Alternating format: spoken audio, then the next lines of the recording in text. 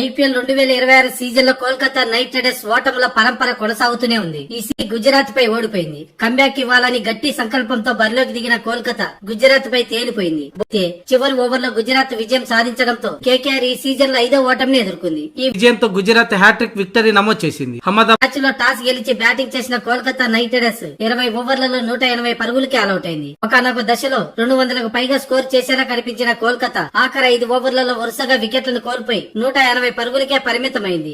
ఈ దశలో కామ్రాన్ గ్రీన్ కు వచ్చింది కేవలం 11 బంతులే. అంటే 36 బంతుల్లో తను ఆడింది 11 బంతులే.